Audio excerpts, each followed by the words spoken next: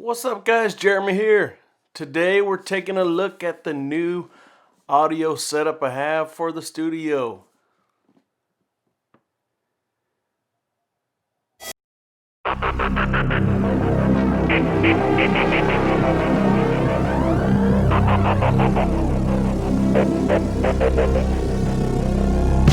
What's up guys, so if you saw my previous video on the basic podcast setup, I showed some equipment, the cheapest and best way to get started. I'm a big proponent of a minimum viable product. You need to get something out there, get started, and you want your quality good enough. Well, after a while, you're going to want to upgrade some of that equipment. So today we're taking a look at an upgrade from that previous setup with this, the Rode Complete Studio Kit.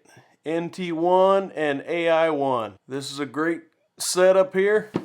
So let's go through the unboxing. We'll show it all set up and we'll do some audio test. So right now, all the audio is through my shotgun mic here, which is a Audio-Technica AT875R into the Zoom H5. So from this point forward, we're going to switch over to the Rode NT1 into the AI-1 interface and then record it in Logic Pro 10. Alright, so now we're switched over to the NT1 into the AI-1 directly into my iMac. So here's the pop filter. It's a nice metal pop filter. Comes with a little O-ring here. Alright, and we'll move to the AI-1 itself. First thing I noticed was the size. It was smaller than I thought, but definitely much heavier. It's a quality piece of equipment. You might think it looks like a little plastic thing. No, it's solid, heavy metal. You can see there the USB-C connector. And that little gold button definitely is a cool look. So here's the USB to USB-C cable that it uses. When I have a chance, I'll get a USB-C to USB-C to try and see if it gets any faster. Here's the SMR shock mount. It has the Lycote Ryer mount. It's definitely real nice. Seems like it'll take out a lot of vibration. Has some good adjustment as well.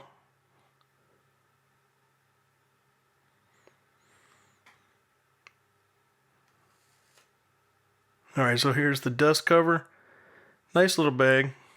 Put that over it when it's not in use just to keep it clean. And here's the bread and butter of the operation, the NT1. As soon as you grab it, you can tell it's a quality microphone. That little ring at the bottom, that's how you connect it to the shock mount.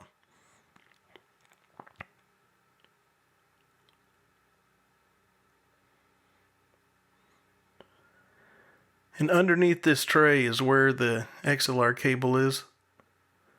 It's a Rode branded one. Seems of high quality. I think it's about 12 feet long. It's definitely longer than I need. As a bonus, I went ahead and got the PSA-1 studio arm as a replacement for the cheap one I had on Amazon. And it's about 6 times the price, but it's definitely a lot better build. It doesn't seem like it's going to fall off of the desk, which the other one never did, but it sometimes felt like that. Alright, so here's the mic mounted onto the SMR shock mount. The little gold dot right there, that's the front of the microphone, so you can keep track of where you're supposed to be speaking.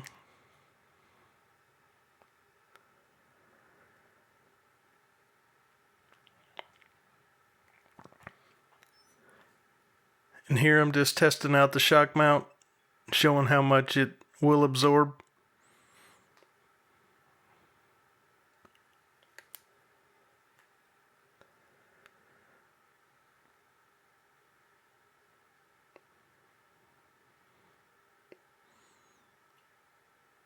You can see there the arm kind of popped up when you're touching it. It seems like it's perfectly set up for this mic and this shock mount. So it kind of holds perfectly in place.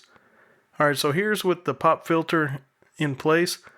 And it definitely seems to do a good job. Here's a few P sounds into it. Here's to the side. So you can definitely hear how it was clipping right there. So here's the AI-1. Definitely real nice. You can see right next to the P48, the phantom power. It lights up right there by pressing in the gain knob.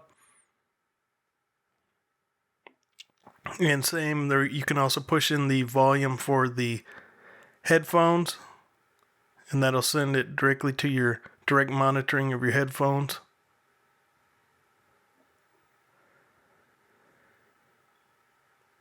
This is hooked up USB-C to USB-A with that included cable, but I will try it with the USB-C to USB-C at a later date. Well, thanks for watching. Hope this helps. Stay tuned for a further in-depth review after I've had longer to use it. Thank you.